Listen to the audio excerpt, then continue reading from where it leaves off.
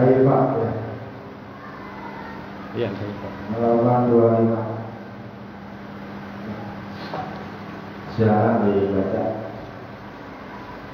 Bismillahirrahmanirrahim.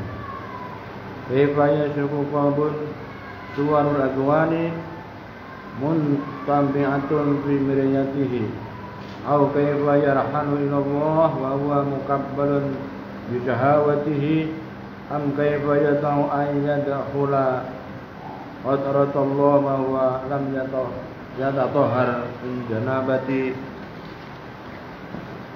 mubalatihi am kaifa yarjuna ayyab hama taqaiqal asrari wa hum lam yatub min afawatihi. Bagaimana akan dapat terang hati seseorang yang gambar dunia ini terlukis dalam lensa atau cermin hatinya? Atau bagaimana akan pergi menuju kepada Allah padahal ia masih terlihat atau terbelenggu oleh syahwat dan hawa nafsunya? Atau bagaimana akan dapat masuk ke hadirat Allah padahal ia belum bersih atau suci dalam kelalaiannya yang di sini diumpamakan dengan janabatnya? Atau bagaimana mengharap akan mengerti rahasia yang halus padahal ia belum tobat dan kekeliruan-kekeliruannya dari kekeliruan-kekeliruannya? Berkumpulnya dua hal yang berlawanan dalam satu tempat dan masa mustahil atau tidak mungkin, sebagaimana terkumpul antara diam dan gerak, antara cahaya terang dan gelap. Dengan demikian pula nur cahaya iman berlawanan dengan gelap yang disebabkan oleh selalu masih berharap atau menyandar kepada sesuatu selain Allah. Demikian pula berjalan menuju kepada Allah harus bebas dari belenggu hawa nafsu supaya sampai kepada Allah. Bismillahirrahmanirrahim. Terima kasih. Tadi telah dibaca. Kaifa yusyriku qalbu su'alul aqwani muntabi'atun fi mir'ati.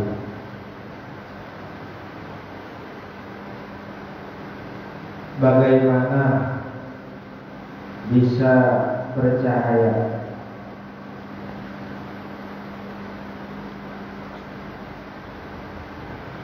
bagaimana hati akan percaya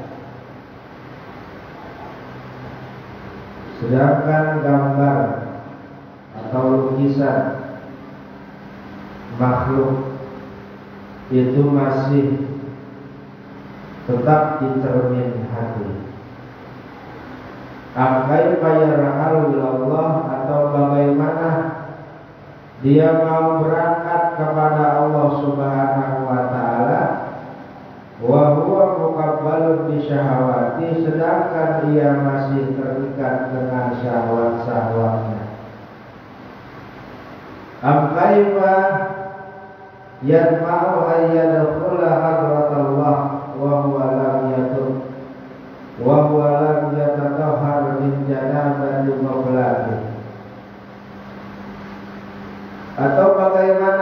dia ingin masuk ke hadirat Allah Subhanahu wa taala sedangkan dia belum mensucikan dari dosa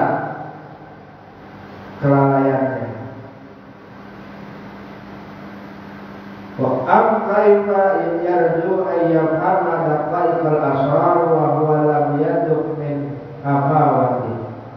Atau bagaimana dia berharap, dia bisa berharap untuk paham ilmu rahasia-rahasia Allah sedangkan dia belum bertobat dari kesalahan-kesalahan.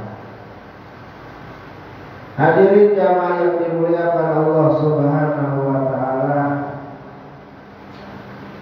dalam nasihat ini pengarang kitab menyampaikan 4 pasal. Ada 4 pasal. Ada 4 kaifah di situ. Kaifah. Pasal yang pertama, kaifa yusrafu qalbun suwarul aqwal muntabi'atun fi mir'ati. Apa maksudnya? Maksudnya adalah la yusrifu qalbun binuril Islam wal iman wal ihsan wa huwa muta'allaqun bi dunyal ajilah. Tidak akan pernah hati itu bercahaya. Jadi hati kita ini tidak bakalan masuk cahaya. Bidur Islam wal iman wal ihsan, cahaya Islam, cahaya iman, cahaya ihsan.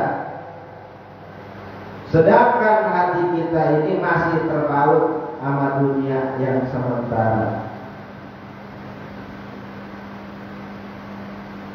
Cahaya Islam tidak akan menerangi hati selama hati kita terpaut sama dunia, maka selama itu pula hati kita terdidik,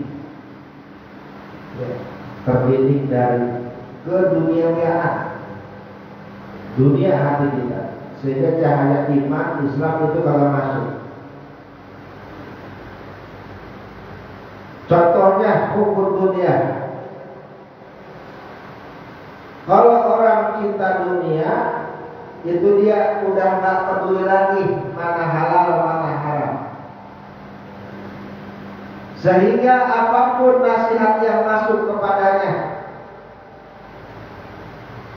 ribuan ayat, ribuan hadis, ribuan mutiara kalam hikmah yang disampaikan, kalau hati itu sudah tertindih sama dunia, sudah sangat cinta sama dunia, dia udah gak peduli mana halal mana haram. Yang penting gua untung.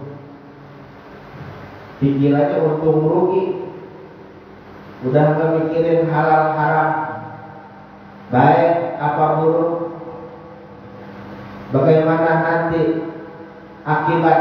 Udah gak mikirin lagi akibat. Yang dia pikirin untung rugi. Makanya masalah halal haram dia udah gak peduli, saking udah cintanya sama dunia.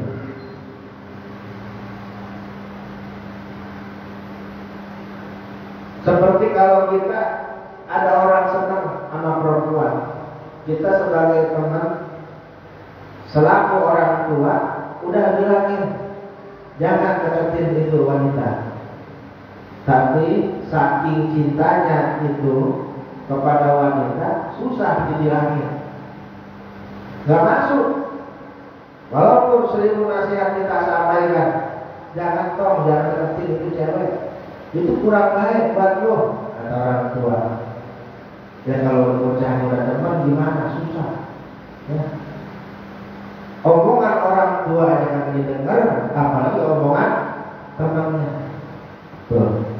Kenapa? Karena di hatinya yang ada itu perempuan.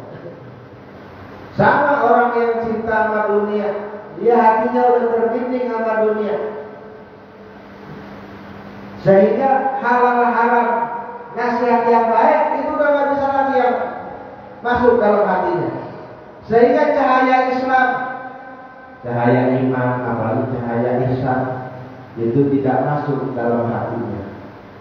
Udah susah.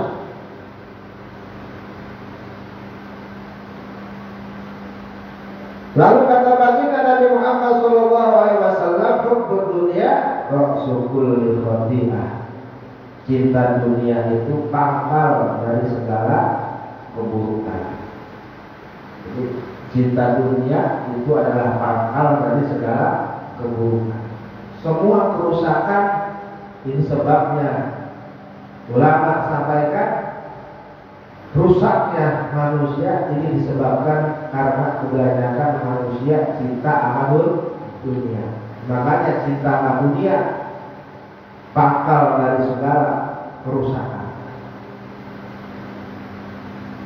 Anak sama orang tua kadang berantem gara-gara dunia, warisan. Semuanya, para pemimpin gontok-gontokan, ya kan? Pejabat, gara-gara apa saya tanya? Gara-gara dunia. Semua masalah itu pangkalnya adalah ra'su kulli khati'ah. Cinta dunia itu pangkal segala keburukan. Semuanya gara-gara dunia. Gak mau kenal lagi, gak mau kerjasama lagi, gak mau ketemu lagi. Itu ujung-ujungnya urusan dunia.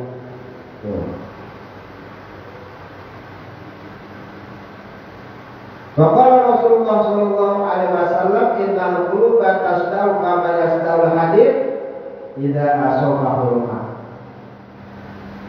Lalu kata baginda Nabi Muhammad SAW dalam hadis yang lain, sesungguhnya hati itu bisa berkarat sebagaimana karatnya besi. Idza asabahul ma, apabila besi itu terkena air. Jadi hati juga, hati kita yang ada dalam diri kita bisa berkarat. Minggu kemarin kita sudah sampai ini. Bukan hatinya bukan hati daging, bukan. Hati yang ada dalam diri kita, hati yang bisa menentukan mana baik, mana buruk, mana halal, mana haram. Hati yang menentukan mana kanan, mana kiri, mana yang hak, mana yang batil. Ini hati. Ada kalanya bisa berkarat. Karena hati diibaratkan oleh baginda Nabi Muhammad SAW bagaikan besi, apabila terkena air maka bisa berkarat. Maka kita cuci hati kita biar bersih. Lalu dalam hadis lain Rasulullah SAW sampaikan, kalau hati kita ini berbuat maksiat, satu dosa kita berbuat, maka satu titik dalam hati kita. Dua dosa kita perbuat, maka dua titik dalam hati kita. Terus kalau kita banyak berbuat dosa, makin lama hati kita makin hitam.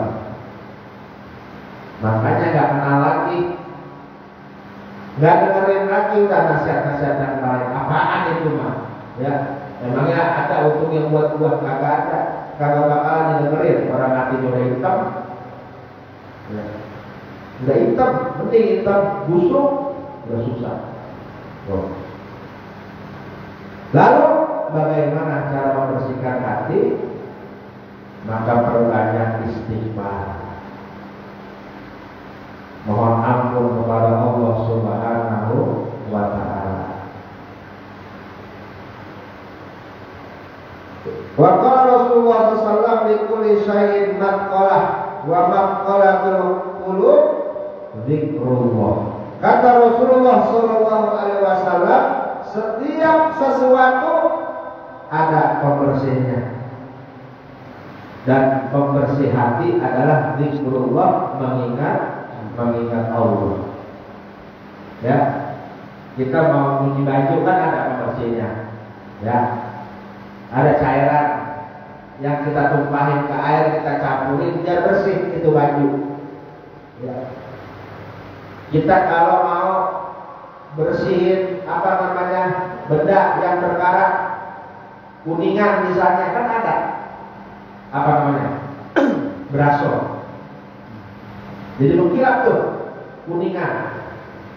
Kalau kita mau semir sepatu, ada semirnya, biar sepatu kita bersih dan mengkilap. Sama hati juga, kata Rasulullah, wa man qalatul qulub dzikrullah.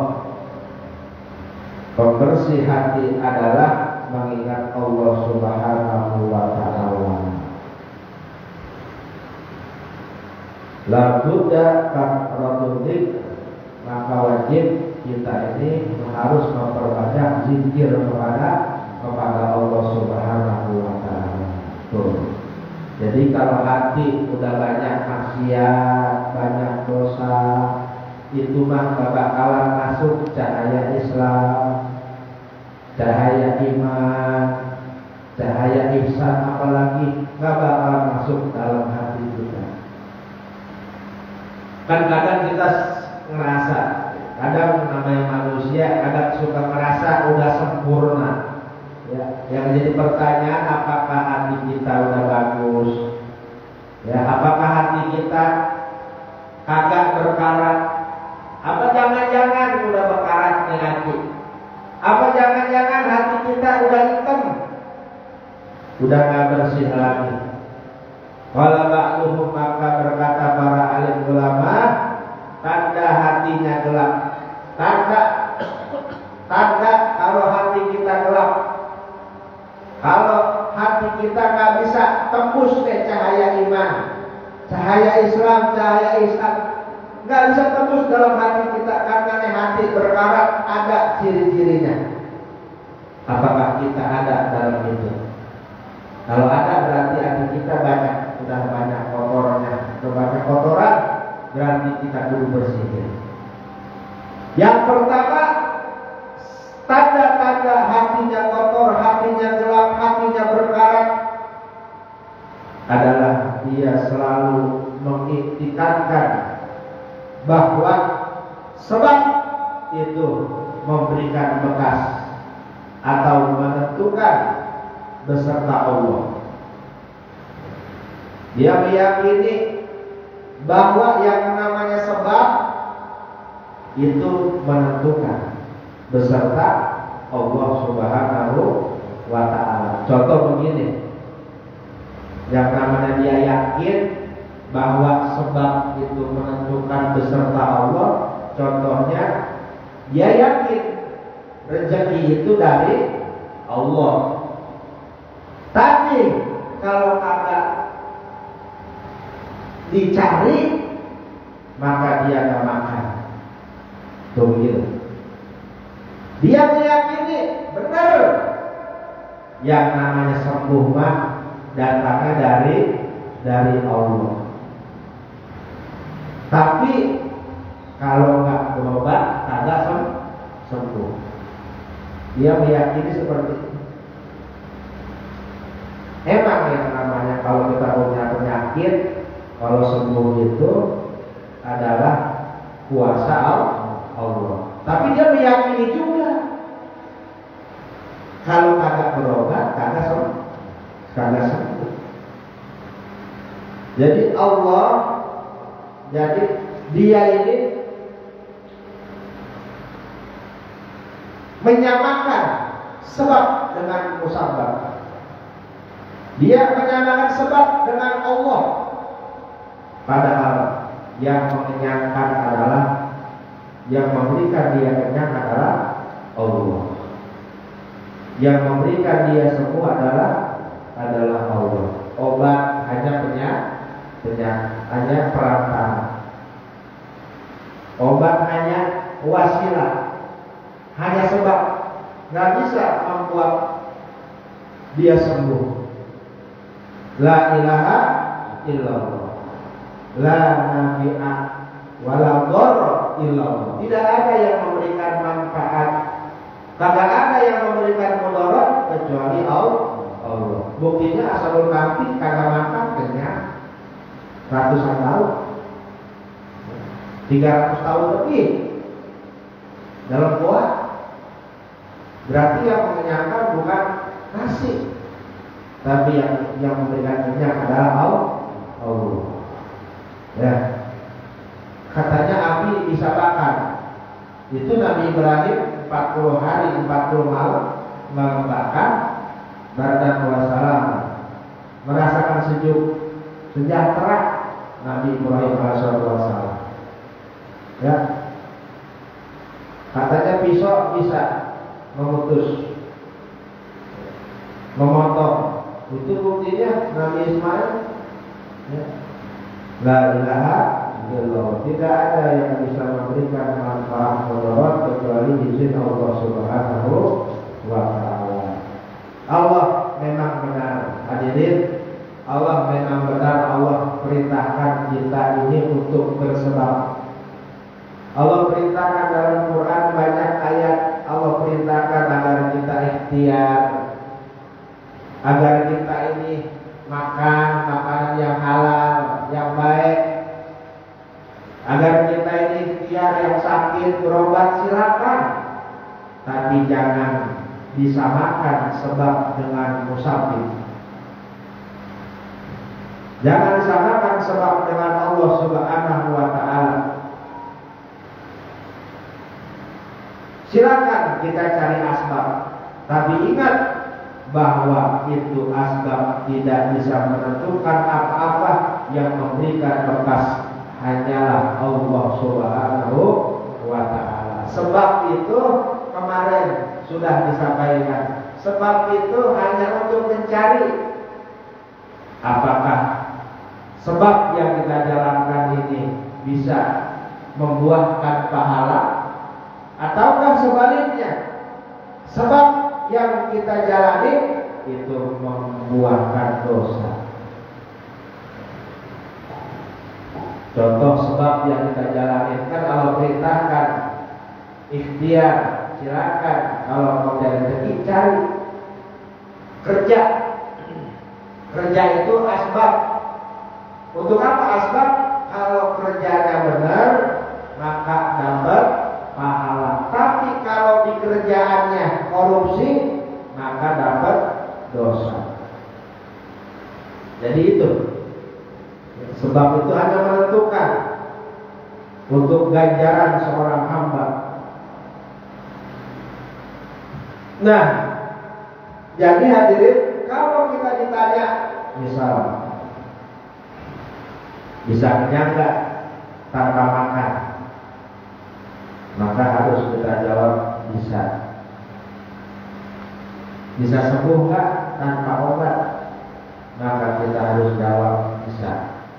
Bisa kaya tanpa usaha, maka harus kita jawab bisa. Kalau kita meyakini kalau nggak makan nggak kenyang, kalau kita meyakini kalau kita nggak usaha nggak kaya, kalau kita meyakini kalau nggak berobat nggak sembuh, berarti kita menyamakan sebab dengan musabib, yaitu Allah Subhanahu wa ta'ala. Sedangkan itu semua ada asbab. Ini yang salah enggak?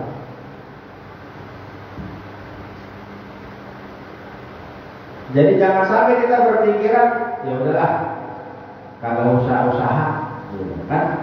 Kagak usaha juga, ya. Kagak usaha juga kan? Kaya. Kagak makan juga kan? Kenyang. Kagak usah makan lah. Ya. Udah kalau gitu mah gue nggak usah usaha, nganggur aja, gitu. Ya. Bukan begitu maksudnya. Bukan begitu, bukan ngajarin malas, bukan begitu maksudnya. Maksudnya Allah nyuruh makan, kita usaha, kita kerja. Allah suruh, Allah perintahkan, tapi Allah melarang kita meyakini bahwa makanan itu mengenyangkan. Itu aja yang dilarang oleh Allah. Allah suruh kita kita berobat. Allah suruh kita berobat kalau kita sakit, ikhtiar. Tapi Allah melarang.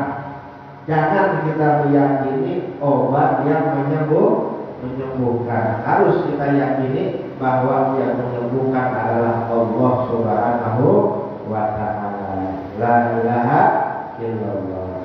Jadi kita harus pahami. Kan kita tahu kan la ilaha illallah hanya tidak ada Tuhan, ya. Tidak ada Tuhan kecuali Allah.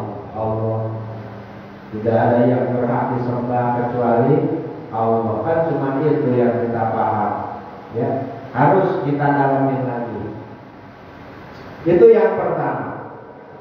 Lalu yang kedua, tanda hati kita berkarat adalah la yakhafu bima wa'adahu Allah ta'ala binar abil adab abil adabi abil la'anah. Dia tidak merasa takut kepada sesuatu yang diancam, kepada sesuatu yang Allah ancam. Dia kagak takut. Allah ngancam neraka, Allah ngancam azab, Allah ngancam laknat, kagak takut. Kata Allah, jangan berbuat riba. Kalau kau berbuat riba, maka kau akan menjadi musuhku. Jangan kau berbuat ini, nanti kau akan kulaknat, kata Allah. Nanti akan kuazab. Jangan kau kufur atas nikmatku, maka akan aku azab wahai hambaku. Tapi dia kagak dengar. Kagak dengar apa yang Allah sampaikan. Kagak mau peduli.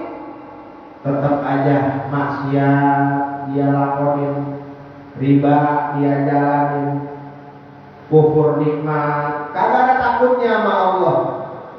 Nah, ini yang kedua, pertanda hatinya berkarat, kagak bakalan masuk yang namanya cahaya iman.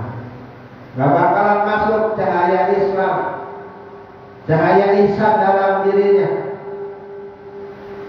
Kemudian yang ketiga, la yarjullah fima wa'adahu Allah ta'ala minal jannah awil ridwan.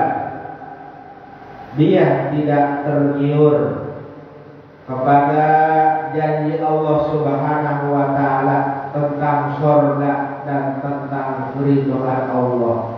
Dia tidak tergiur sama sekali. Kata Allah, siapa orang yang menuntut ilmu agama, siapa orang yang kata Rasulullah SAW, siapa yang menuntut ilmu agama, maka Allah akan mudahkan langkahnya menuju surganya Allah. Disampaikan begitu, biasa-biasa aja, kagak tergiur. Ya. Siapa yang sholat sunnah 2 rakaat sebelum subuh, maka akan diberikan oleh Allah dunia serta isinya. Kagak tergiur, biasa-biasa aja. Siapa yang taat sama kedua orang tuanya, berbakti sama orang tuanya, maka dia akan masuk surga. Biasa-biasa aja, kagak tergiur sama terutama seperti itu.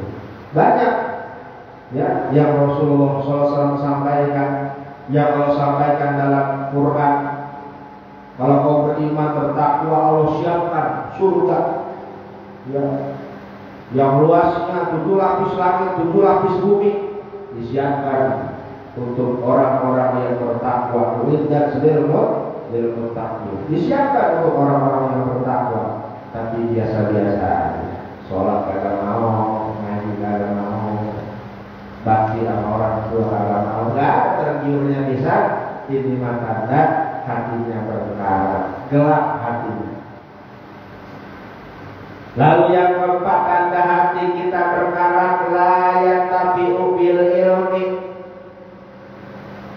tidak bisa ngambil manfaat dengan ilmu. Kita nggak bisa ngambil manfaat dengan ilmu. Ngaji mengaji tiap seminggu sekali, sebulan sekali ngaji, atau tiap hari ngaji sama gurunya. tapi kelakuan belum berubah.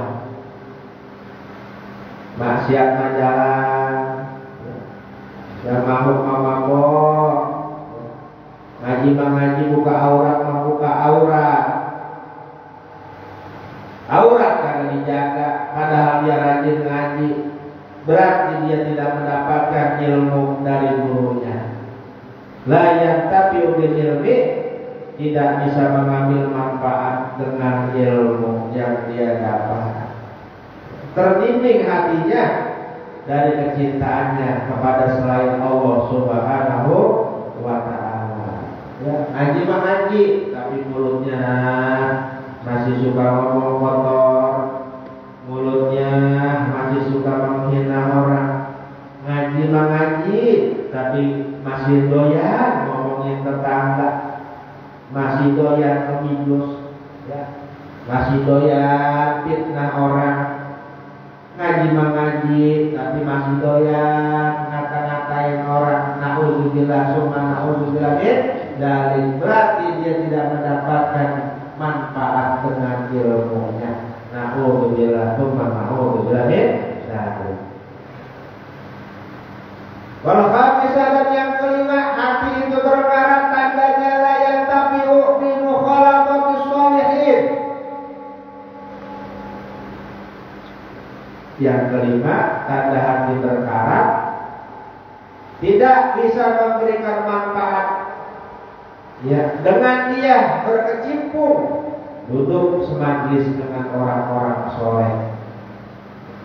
Padahal dia rajin duduk sama orang soleh, rajin ngaji, ngobrol ngopi sama gurunya, sama orang-orang alim, sering soal sama habaib, sering soal sama alim ulama. Tapi walaupun dia berkecimpung di tempat yang baik, perbuatannya kagak mencerminkan dia sering duduk sama orang soleh. Pakaiannya, akhlaknya tidak mencerminkan dia dekat sama orang-orang yang soleh. Perangainya buruk, seperti dia kagak berkawan sama orang-orang soleh, seperti dia kagak bersahabat dengan guru-gurunya, seperti dia kagak ngaji. Padahal sering dia duduk, ya, di tempat orang-orang yang baik, tapi tidak mencerminkan. Ini tanda hatinya berkarat. Artinya cahaya orang soleh tidak tembus ke hatinya. Walaupun ribuan nasihat sudah disampaikan, tetap kelakuan, perbuatan, perkataan masih begitu-begitu aja. Pemikirannya kagak berubah. Pemikirannya masih begitu-begitu aja pikirannya. Ya, kagak jauh-jauh, itu doang yang dipikirin. Orang menjauh apa? Ya, main yang jauh, biar pikirannya jauh. Ya, kita lagi berjalan nih ke tempat yang sangat jauh, di mana tempat kita gak akan pernah kembali lagi menuju Allah Subhanahu wa ta'ala. Banyak tetangga kita yang udah menduluin kita. Jangan sampai kita masih belum berubah. Pola pikir kita, akhlak kita, perbuatan kita masih belum berubah. Berarti ini tanda hati kita masih rusak, hati kita masih banyak yang kotor. Lalu apa yang keenam? Tanda hati berkarat adalah la yabqi bi dzikril maksiyah allati amilaha. Tidak menangis dengan dia mengingat maksiat, ya. Yang mana maksiat telah dia lakonin, dia gak menangis, tidak ada sedih-sedihnya, ya. Padahal salah satu padahal dengan kita menyesali maksiat itu merupakan salah satu cara agar kita bisa sedih. Salah satu cara agar hati kita bisa lembut, yaitu dengan mengingat maksiat yang dulu pernah kita lakuin. Kalau saja kita udah nggak sedih, kalau saja kita udah nggak nyesel sama perbuatan dosa yang dulu pernah kita lakuin, ini mah tanda hati kita kotor, berkarat, masih gelap. Makanya nggak bisa masuk yang namanya cahaya. Bagaimana ya, mau masuk cahaya?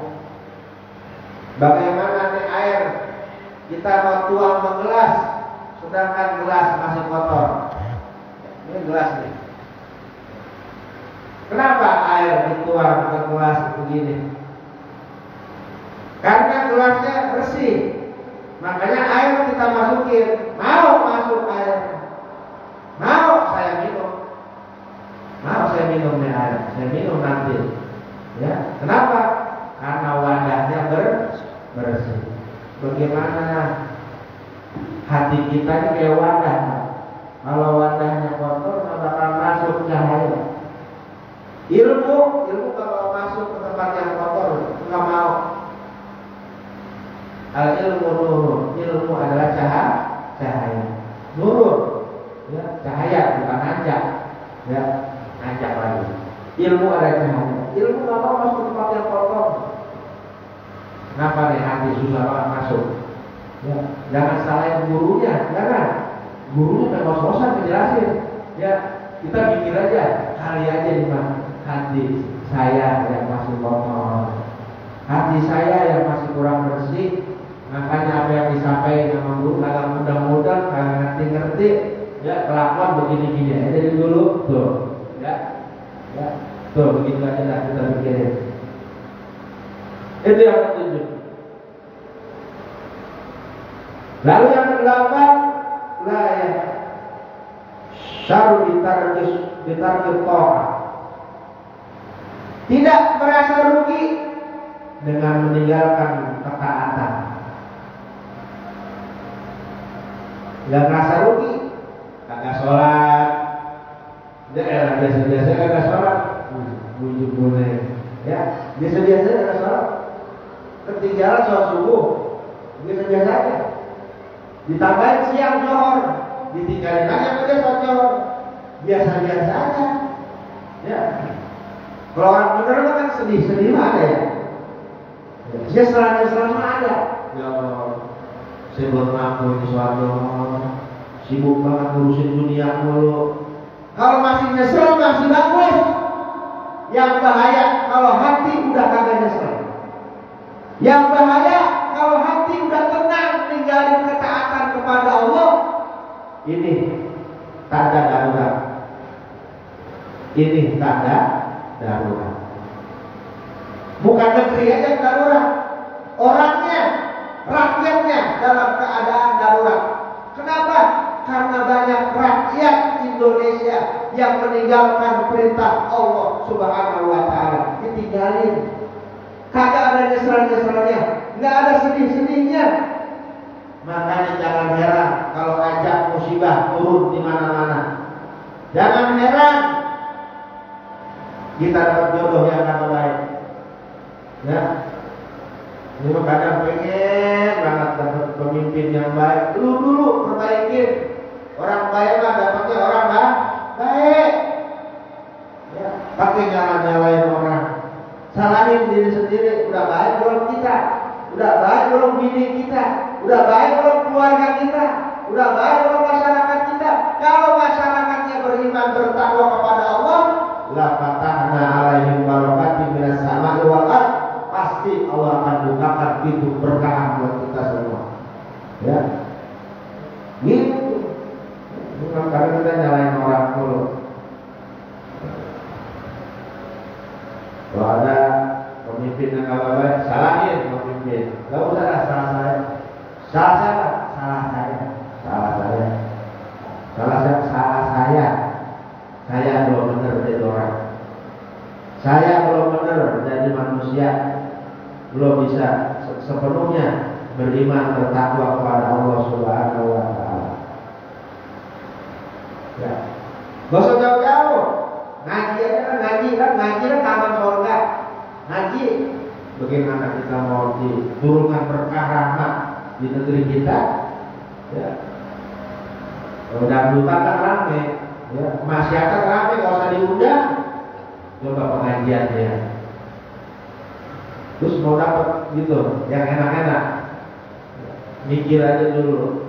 Ini musola masih kosong, terus mau enak gitu, mau sejahtera, mau Allah berikan berkah, mimpi.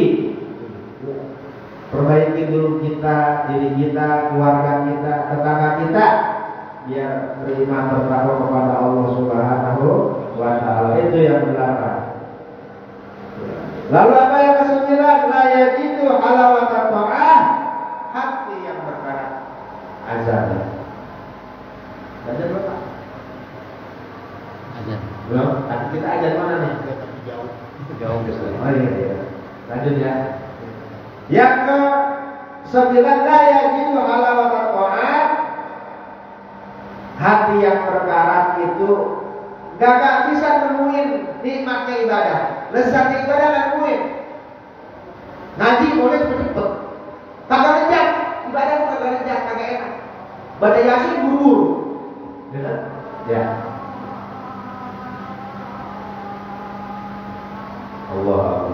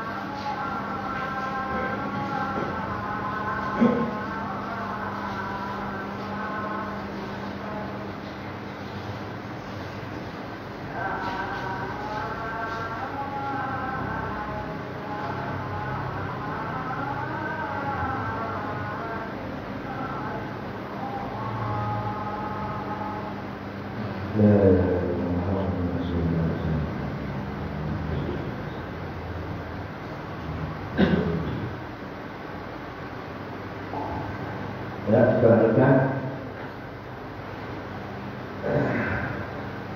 apa yang kesembilan? Yang kesembilan, tanda hati kita berkarat, la yajidu halawatan ta'at, tidak menemukan manisnya ibadah. Ibadah udah kagak lezat lagi, ibadah kagak nikmat, kagak nyaman. Sholat buru-buru kayak jarum jebok, ya. Ngaji, ya, mengajar gimana? Bang, datang belakangan, pulang duluan. Udah pakai enak udah, mengajar pakai enak udah, ya. Zikir udah gelisah, lama udah gelisah, ya. Ada orang baca zikir, baca wirid, baca maulid, lama makin maulid, ya. Udah pakai udah, berarti udah merasakan rasa nikmatnya ibadah. Maka itu tanda hatinya berkah. Mestinya taat itu nikmat, ya. Seorang yang mengerjakan taat dia ibadah. Kalau dia bisa menemukan manisnya nikmat, pastinya nikmat dia beribadah, ya. Karena hatinya terang, makanya nikmat ibadah. Kayak bocah kan artinya enak, kagak mau pulang. Oleh kodok-kodok kagak mau turun. Ya. Cucu ya ngaji, cucu terplokin dia kodok-kodok. Ya. Itu udah tenang tuh hatinya. Saking enaknya kagak mau turun, diturunin nangis. Saking nyamannya naik kodok-kodok. Ya. Kita kan udah nyaman banget Mas, sebenarnya udah enak Mas. Duduk di majelis ilmu. Kata Rasulullah, ini adalah riyadul jannah, taman surga. Ya. Bocah mau dijak taman mini kalau mau pulang, senang banget pagi ke sore. Taman safari, tapi udah dua ya, monyet, usul mau pulang. Taman mah senang aja. Kita bukan di taman safari, kita bukan dari taman mini, kita lagi di taman surga. Kalau hati udah kagak betah, bisa. Bahasa kata anak salah, kata tidak salah. Wah udah ini tanda hati kita kotor. Udah kagak nikmat lagi ibadah. Nauzubillah min dzalik. Kemudian apa yang ke-10? Yang ke-10 tanda hati berkarat, hati kita gelap layak tamu bima asobal muslimin minal bala wal mihan. Tidak ada perhatian kepada musibah atas musibah. Ya, kaum muslimin baik itu bala maupun musibah, tidak ada peduli, nggak ada prihatinnya, nggak ada.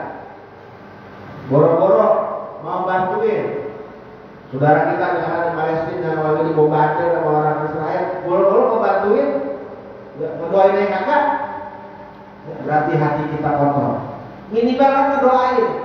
Kalau kita nggak bisa bantuin harta, minimal doain. Ya Allah, mudah-mudahan berikan kesabaran buat mereka ya Allah.